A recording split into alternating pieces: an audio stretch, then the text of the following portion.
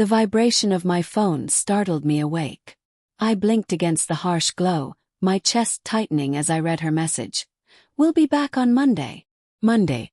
That single word hit me like ice water. I'd warned her, pleaded even, about traveling alone with her male boss. My warnings had been gentle at first, then edged with desperation, then coated in the raw, trembling fear I couldn't admit out loud. Fear that she would choose him over me.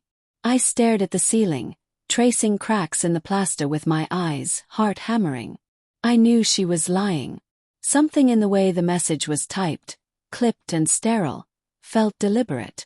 But I tried to shove it down, to convince myself that maybe I was overthinking. Maybe I was being paranoid. The apartment was suffocatingly quiet. The hum of the refrigerator and the occasional creak of the old floorboards sounded unusually loud.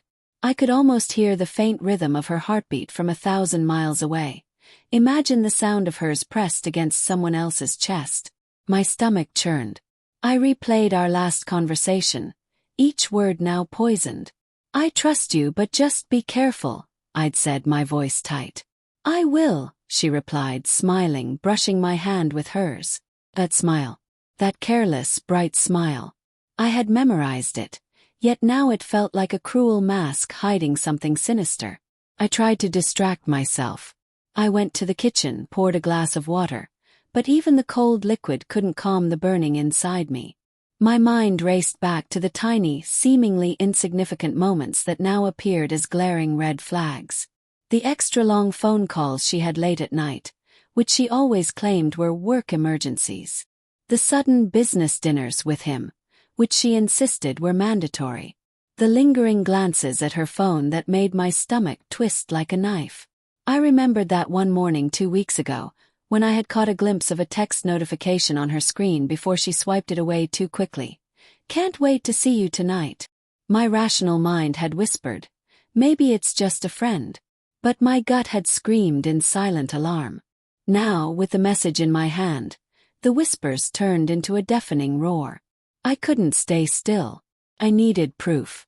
My hands shook as I grabbed her laptop from the coffee table. Normally, I would never invade her privacy. But tonight, the line between love and suspicion had blurred into a shadowed gray zone. Her email account opened with ease. My eyes scanned for anything, everything. And then I saw it: flight receipts, a hotel reservation, a message from him, casually flirty, thanking her for agreeing to share a room for convenience. The words hit me harder than any punch could. I sank into the couch, trembling, the laptop forgotten on my lap. I thought of the life we had built together. The late-night talks, the small, intimate rituals of living together.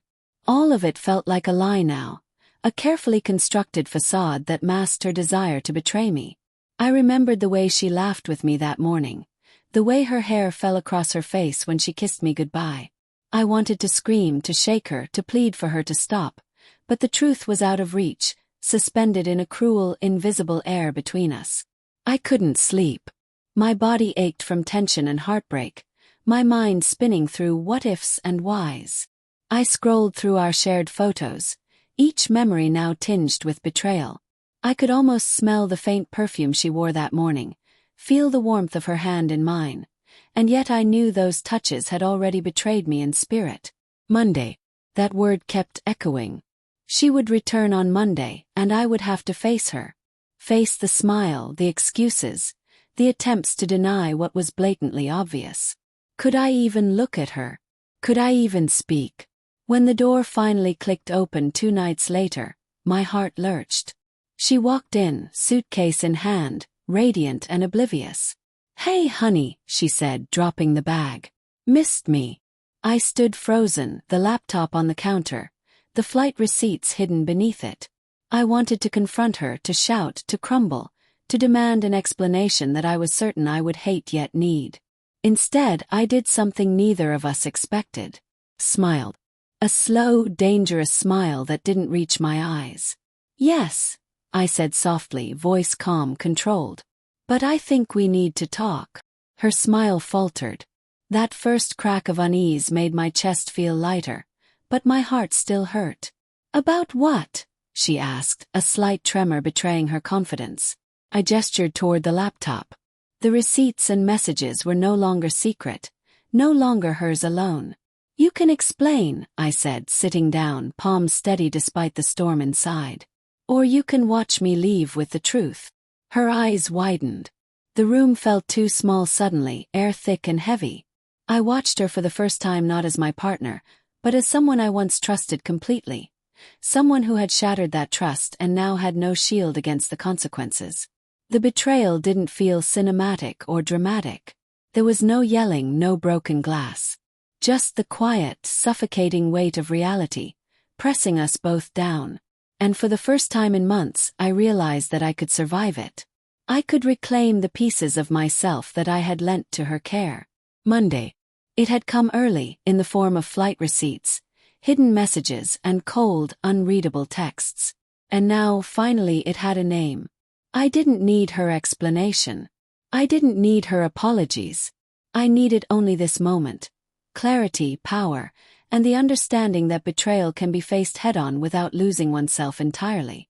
I stood, looking her straight in the eye, the pain in my chest transforming into something sharper. Resolve. We have some decisions to make, I said. Starting now. Her lips parted, speechless. And for the first time since her betrayal began, I felt the smallest spark of liberation.